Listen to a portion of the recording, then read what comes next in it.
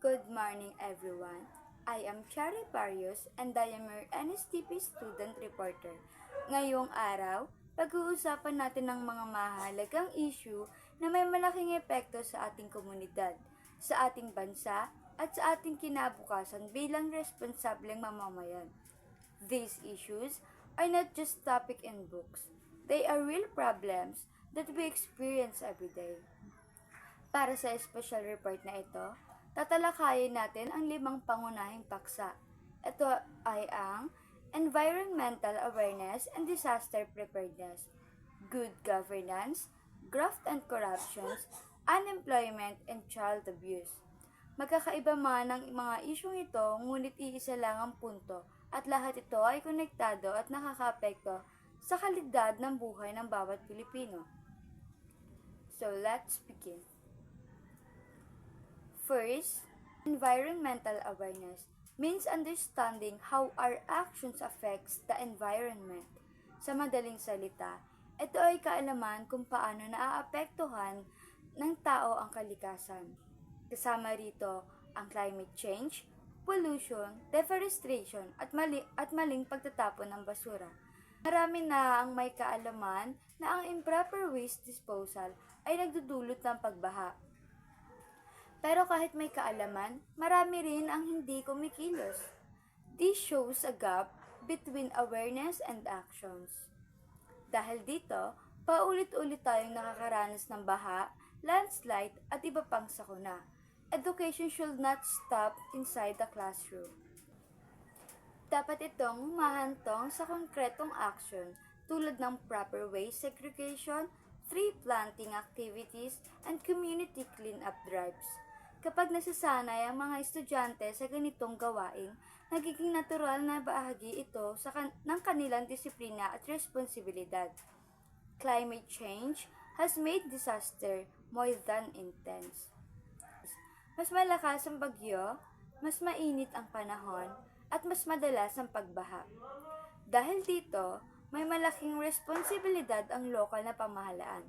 They must invest in disaster resilience infrastructure such as maayos na drainage system, flood-resistant roads, early warning systems, and seawalls sa coastal areas. Ang maayos na infrastruktura ay hindi gastos, kundi isang investment sa kaligtasan ng tao. Community-based disaster preparedness is also very important. Kasama rito ang barangay disaster drills, voluntary rescue teams, and local warning system. Mas mabilis at epektibo ang response kapag handa mismo ang komunidad. Media also plays an important role. The media provides information before and during disasters. Ngunit kapag irresponsable, maaari itong magdulot ng panik at maling impormasyon. Kaya napakahalaga ng responsible and accurate reporting. 2 is good governance. Good governance is not only about the absence of corruptions.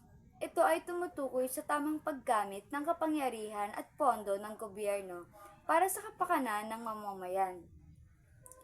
The principles of good governance included transparency, accountability, efficiency, participation, and rule of law. Kapag maayos ang pamamahala, tumataas ang tiwala ng publiko. Technology plays a big role in promoting transparency. Example, online budget portals, a procurement system, open data platform. Sa pamamagitan ng mga ito, nakikita ng mamamayan kung saan napupunta ang pera ng bayan. When information is open, corruptions become harder to hide. Citizen participation is essential in democracy. Kasama rin dito ang public consultation, community forums, at iba pa. Nagkakaroon ng boses ang karaniwang mamamayan. However, too much participation without proper structure can slow down decision making. Ang solusyon ay balanseng pakikinig ng mamamayan habang pinapatili ang maayos na proseso ng pamahalaan. A professional civil service ensures stability and continuity. Ang mga empleyado ng gobyerno ay dapat pinipili batay sa kakayahan at hindi sa connection. Ito ay nagsisiguro ng tuloy-tuloy at patas na serbisyo sa publiko. Number 3, graft and corruption. Graft and corruptions are major obstacle to national development. Pinapahina nito ang tiwala ng mamamayan at pinapabagal ang ekonomiya. Public funds intended for education, healthcare, and infrastructure often fail to reach the people. There are two main types of corruption. First is individual corruption. Ito ang maliliit na suhulan at personal na pabor. Second is systematic corruption. Ito ay nangyayari kapag ang katiwalaan ay bahagi na ng sistema. Mas mapanganib ang systematic corruption dahil naaapektuhan nito ang batas ng mga pulisya. Government use various tools to fight corruption. These include ombudsman offices, anti-graft courts, freedom of information law. Automation and artificial intelligence are changing the world of work. May mga trabahong nawawala, pero may mga bagong trabaho ring nalilikha.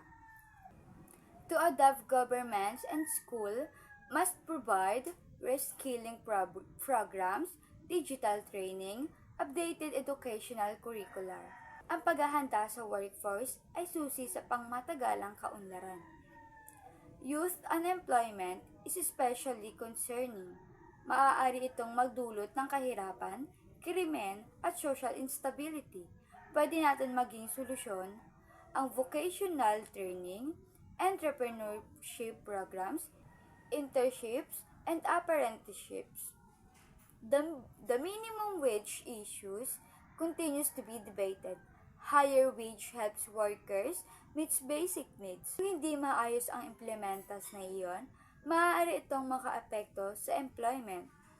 Kailangan ng balanseng pulisya para sa manggagawa at negosyo. And lastly, child abuse. Child abuse is one of the most serious social issues today. Maraming kaso ang hindi naiulat dahil sa takot, hiya, at kakulangan sa kaalaman. Mandatory reporting laws help ensures early intervention and child protection. The effects of child abuse are long-lasting. Biktima ng abuso ay maaaring makaranas ng trauma, mental health problems, at hirap sa pakikipag-ugnayan sa iba. Hindi agad mawawala ang epekto ng ganitong karanasan. The digital age has introduced new risks such as cyberbullying and online exploitation. Strong laws, digital education, and parental guidance are necessary to protect children. The government must have balanced child protection and family rights. Interventions should be careful, timely, and always focus on the child's safety. Intervention should be careful, timely, and always focused on the child's safety. As a student, we may not yet hold power, but we have awareness. We have responsibility and we have the ability to create positive change. Sa pag-unawa ng mga isyong ito, magiging mas handa tayo. Bilang responsableng mamamayan, this has been Cherry Barrios, your NSTP student reporter. Maraming salamat po.